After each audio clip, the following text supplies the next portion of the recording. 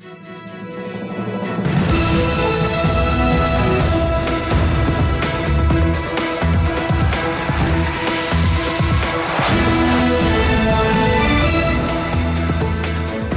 and good evening. This is TV7 Israel News broadcast to you from Jerusalem. And in today's top stories, Israel marks its annual Remembrance Day, commemorating the 24,213 fallen Israeli troops and 4,255 Israeli victims of terror and acts of hostility. Damascus blames Israel for shelling southern Syria in a latest act of cross-border hostilities.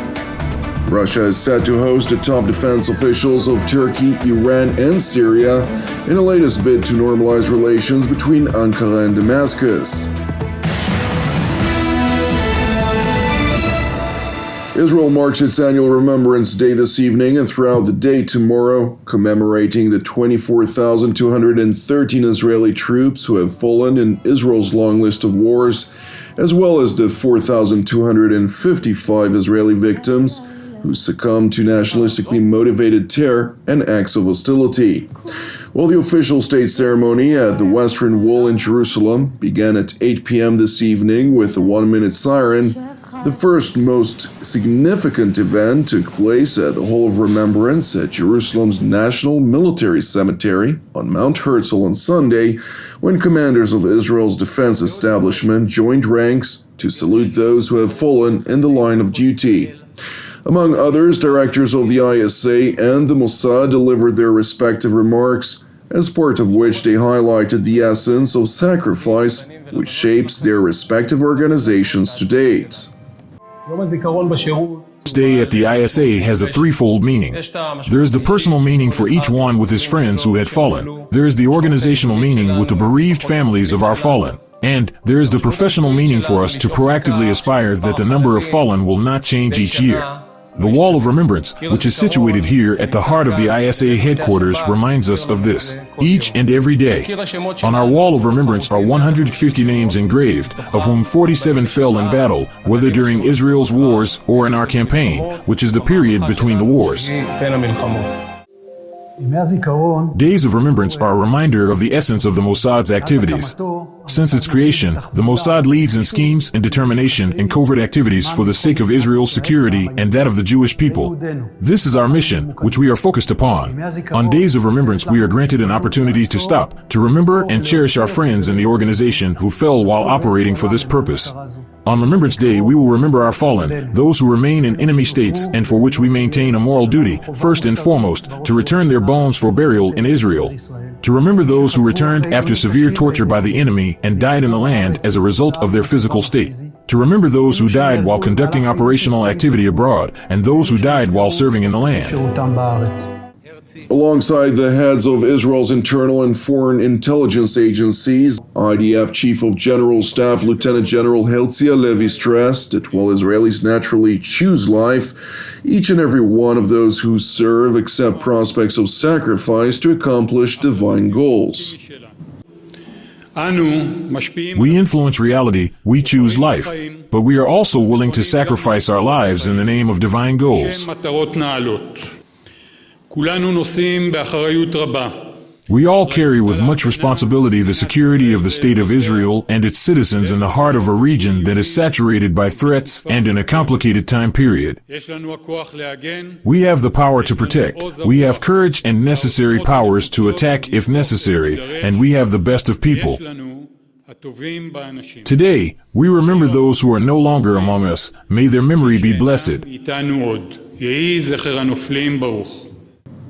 Meanwhile, at the Prime Minister's office in Jerusalem, Prime Minister Benjamin Netanyahu and his wife Sarah hosted a group of orphans, widows, and bereaved siblings who had lost their fathers, mothers, spouses, brothers, or sisters in the line of duty in defense of the State of Israel and its peoples. I'm here now for my 16th year. It frequently happened that I had sent men into battle or on very dangerous missions, and not even once do I send them there without thinking about you. That is, the families that will pay the price afterward. It does not prevent me from doing this, but it means that when you do so, you always think about the price, and do not do so lightly.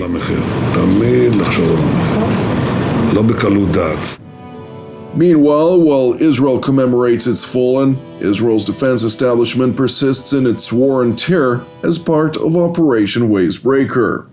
IDF, ISA or Shin Bet, and Border Police Special Operations Forces conducted counter-terror activities throughout the West Bank districts of Judea, Samaria, and the Jordan Valley overnight, during which a total of 16 suspected terror operatives were successfully apprehended. It is worth noting that while a number of instances in which Palestinian militants opened fire toward the operating Israeli forces were cited, no injuries were thankfully reported among the Israeli troops. Separately, on Israel's northern front, the Damascus regime accused the IDF of firing artillery shells at a military position in Quneitra, which is situated adjacent to the Israeli-Syrian border. According to these reports, which included circulating footage purporting to show shells being fired in the dead of night, roughly 20 shells were fired on a military position west of the town of Hadil. And while no injuries were reported, extensive damage was confirmed, rendering the military observation post, which is known to be manned by Iranian proxy militias, incapacitated. Subsequently, early this morning, leaflets were dropped from the air warning the Syrian Arab army against ongoing cooperation with the Lebanese-Iranian proxy Hezbollah, which uses its positions. It is worth noting that while TV7 corroborated the details of this report, including the IDF's shelling of the Syrian observation post, the IDF spokesperson's unit was unwilling to confirm or deny its alleged responsibility in response to TV7's request for comment. Meanwhile, it is also important to highlight that while Iran's growing influence over the Damascus regime is apparent, Damascus itself is evidently reaping fruits from Tehran's recent rapprochement with Riyadh under Chinese mediation. After more than a decade in which the Assad regime faced regional isolation, a major signal indicating an end to its pariah status included a trip by Syrian Foreign Minister Faisal Mikdad to the Kingdom of Saudi Arabia on April 12th, and a subsequent trip by Riyadh's top diplomat Prince Faisal bin Farhan Al Saud to Damascus on April 18th. In tandem, Gulf Arab foreign ministers and their counterparts from Egypt, Iraq, and Jordan held a meeting in the Saudi city of Jeddah to discuss Syria's possible return into the Arab fold. And while the majority of Arab states are seemingly supportive of the move, chief opposition emanates from Qatar. Regarding the state of Qatar, I have made its position clear in different forums. There were reasons for the suspension of Syria from the Arab League and the boycott of the Syrian regime in that time. And these reasons still exist, according to us in the state of Qatar. It is true that the war has stopped, but Syrian people are still displaced. There are innocent people in prisons. There are many things. We don't want to impose solutions on the Syrian people. The people need to reach them. There must be a political solution for the Syrian crisis. The state of Qatar and its individual decision is not to take any step if there is no political development or solution to the crisis. It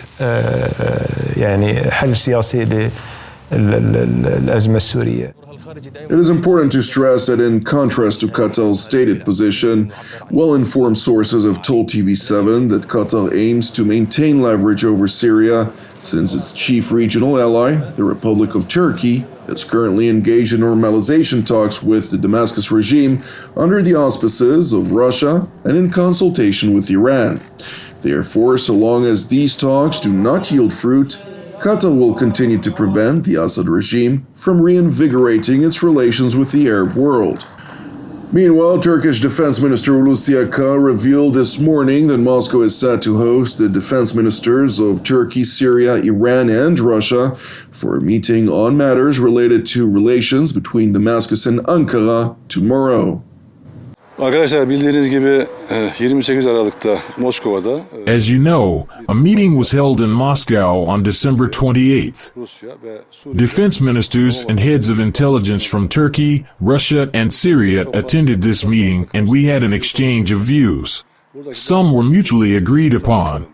ve daha We agreed to solve certain problems and resume these meetings in the future. beraber We also discussed the participation of Iran in these meetings, and this was later agreed on. İran'ın da katılması As a continuation of this, we are preparing for a meeting to be attended by defense ministers and intelligence chiefs of these four countries. yine benzer bu toplantı This meeting is scheduled to be held in Moscow on April 25th. bakanları ve milli Our aim is to solve the problems through negotiations and to bring peace and tranquility to the region as soon as possible. görüşmeler yoluyla We maintain our relations within the framework of mutual respect. karşılıklı saygı As Turkey and the Ministry of Defense, we are making effort to contribute to peace in the region as much as we can. bakanlık olarak bize düşen ne varsa bu katkıları sağlamak için gayret gösteriyoruz.